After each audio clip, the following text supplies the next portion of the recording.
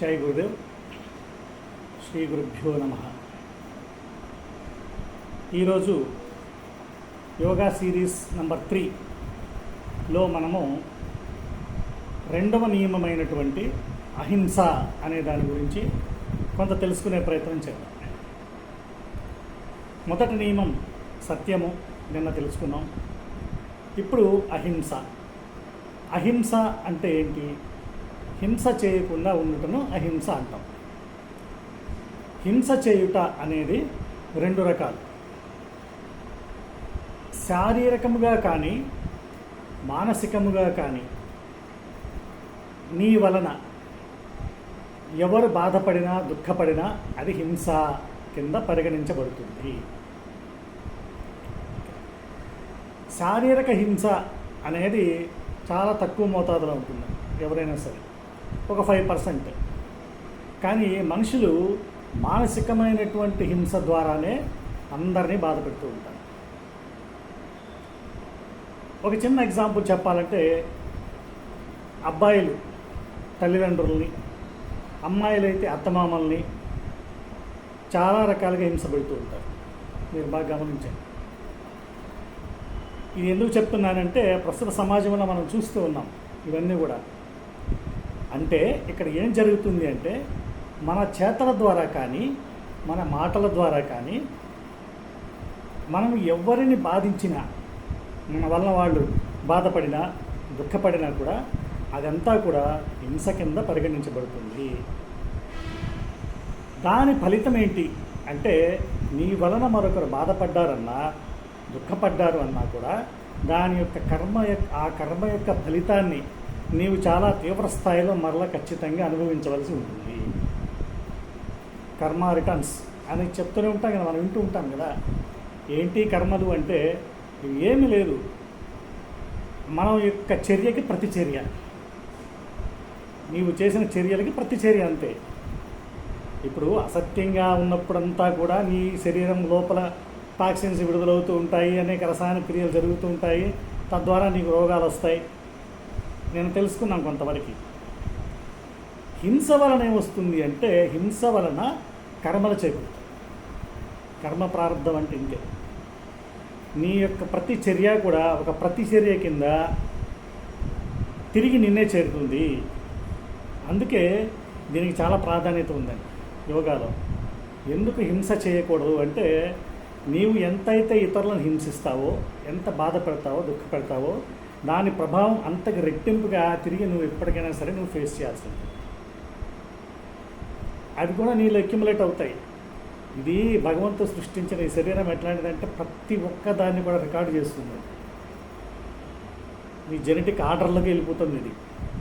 కర్మ ఫలాలు అనేది అందుకే అంటుంటారు అన్నమాట. సో హింసించడం అనేది ఎప్పుడైతే మనం దూరంగా ఉంటామో, ఎవరిని కూడా మన చేతలతో కానీ మన మాటలతో కానీ మనసుతో కానీ ఎవరిని కూడా ఎప్పుడు కూడా బాధ పెట్టే ప్రయత్నం చేయొద్దండి.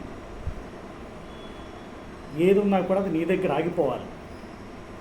అలా కాకుండా నువ్వు ప్రతిదానికి ప్రతిచర్య చూపించి కోపంతో, ఆవేశంతో, బాధతో నీవు ఇతరులను బాధ పెట్టావు అంటే దాని ఫలితాలను మరలా తిరిగి మళ్ళీ మనం అనుభవించవలసినటువంటి పరిస్థితి వస్తుంది.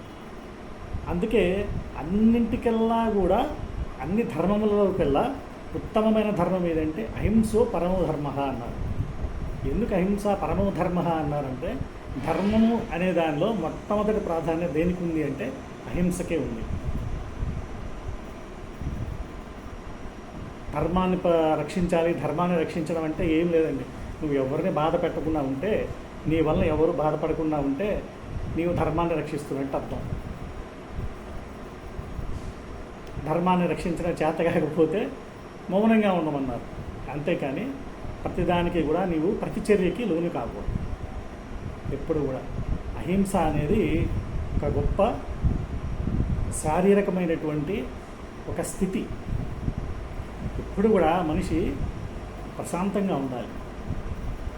ఎటువంటి సందర్భంలో కూడా ఇతరులని, ఎవరిని, పెద్దవాళ్ళని కానీ పిల్లల్ని కానీ స్నేహితుల్ని కానీ బంధువుల్ని కానీ నీ చుట్టుపక్కల ఉన్న వాళ్ళని కానీ నీ కొలీగ్స్ని కానీ ఎవరిని కూడా ఎటువంటి విషయంలో నువ్వు బాధ పెట్టేటటువంటి ప్రయత్నం చేయొద్దు. దయచేసి చెప్తున్నాను. వాటి ఫలితాన్ని మళ్ళా తప్పకుండా అనుభవించవలసిన పరిస్థితి ఉంటుంది. అది ఎక్కడికి పోవు. కాబట్టి ఉత్తమమైనటువంటి ధర్మరక్షణ అంటే అహింస. హింసకి పాల్పడకుండా ఉండడము. ఎంత అయినా కూడా మనిషి యొక్క సహజమైన స్థితి ప్రేమించడమే, అభిమానించడమే. ప్రేమ అనేటటువంటి గుణము మనిషి యొక్క సహజమైనటువంటి గుణం. ఆ గుణాన్ని కోల్పోయి ఇతరులను ద్వేషిస్తూ, అందరితో గొడవలు పడుతూ, అందరినీ బాధ పెడుతూ ఈ సమాజానికి ఒక నెగిటివ్ వైబ్రేషన్ క్రియేట్ చేయడం అనేది చాలా తప్పు. ఎప్పుడు కూడా నవ్వుతూ ఉండండి. నీలో ఎంత బాధ ఉన్నా కూడా దాన్ని బయటకు పెట్టాల్సిన పని లేదు. ఎందుకంటే అది ఎవరు దానికి ఏం చేయలేదు. అది నీ యొక్క కర్మఫలాలను నువ్వు అనుభవించాల్సి ఉంటుంది. కాబట్టి మన వలన మన చుట్టుపక్కల ఉన్న వాళ్ళు ఆనందంగా ఉండాలి, ప్రశాంతంగా ఉండాలి. మనం చూస్తుంటాం, కొంతమంది దగ్గరికి వెళ్తే మనకి తెలియకుండా ఒక ప్రశాంతత వస్తుంది. అరే కాసేపు వాళ్ళతో మాట్లాడితే చాలా బాగుంటుంది, మనకి రిలాక్సేషన్ ఉంటుందండి. ఎందుకలా అంటే వాళ్ళలో ఆ హింసా గుణం లేదు కాబట్టి. అదే కొంతమంది దగ్గరికి మీరు వెళ్ళారనుకోండి, ఎప్పుడు ఇక్కడి నుంచి మనం వెళ్ళిపోతామా, వీళ్ళని ఎలా తప్పించుకుందామని ఆలోచన వచ్చేస్తుంది. ఎందుకంటే వాళ్ళు మాట్లాడే తీరు, వాళ్ళ ప్రవర్తన అంతా కూడా చాలా నెగిటివ్గా ఉంటాయి. సో ఇటువంటి నెగిటివ్ పీపుల్కి దూరంగా ఉండడం, పాజిటివ్ పీపుల్కి దగ్గరగా ఉండడం, ఇటువంటి ఇతరులని బాధ పెట్టే కార్యక్రమాలకి దూరంగా ఉండడం, ఇదంతా కూడా అహింస కింద వస్తుంది. చేతనైనంత వరకు కూడా మనం ఇప్పుడు కూడా ఇతరులకు సహాయం చేయాలి. నీ దగ్గర ఉన్నటువంటి సూట్ కేసులో ఉన్నదంతా కూడా ఏది నువ్వు తీసుకెళ్ళలేవు. నీవు ఈ యొక్క శరీరాన్ని వదిలి వెళ్ళేటప్పుడు నీతో వచ్చే సూట్ కేసు ఏంటి? కేవలం నీవు చేసినటువంటి పుణ్యకార్యాలు మాత్రమే. అంతేగాని నీ యొక్క ఆస్తులు, నీ పొలాలు, నీ స్థలాలు, నీ ఇళ్ళు, నీ డిగ్రీలు, నీ సర్టిఫికెట్లు, నీ స్నేహితులు, నీ బంధువులు, ఏవైతే ఈ ప్రాపంచికంగా నువ్వు నావి అని అనుకుంటున్నావో ఇవేవి కూడా నీతోటి వచ్చేది కాదు. కాబట్టి మనతో వచ్చేది ఏంటంటే నీవు చేసినటువంటి పుణ్యకర్మలు మాత్రమే. అన్నదానం చేయండి, వస్త్రదానం చేయండి, విద్యాదానం చేయండి. ఆపదలో ఉన్న మీ స్నేహితులే ఎవరో అవసరం, మీ చుట్టూతోనే ఉంటారు, ఏదో ఇబ్బందులు పడుతూ ఉంటారు. స్నేహితులు కావచ్చు, బంధువులు కావచ్చు, వాళ్ళకి ఆర్థికంగా సహాయం చేయండి మీకు చేయగలిగినప్పుడు. సో ఇటువంటి కార్యక్రమాలు చేయడం ద్వారా మీరు పుణ్యఫలాన్ని సమకూర్చుకొని ఒక ప్రశాంతతను పొందుతారు. అందులో ఉండే ఒక ఆత్మతృప్తి మీకు అది అనుభవించినప్పుడు తెలుస్తుంది. ఇతరులకు సహాయం చేయడంలో ఉండే ఆనందం వేరు. సో ఆనందాన్ని మీరు పొందినప్పుడంతా కూడా ఆ స్థితిలోనే మీ యొక్క ప్రారంభ కర్మలు అనేవి తొలగిపోతాయి. ఎందుకు ఇవన్నీ చేయమన్నారంటే మనకు తెలియక చేసిన కర్మల ఫలితాలు చాలా ఉంటాయి. వాటిని తొలగించుకునే మార్గం ఏంటంటే సేవ.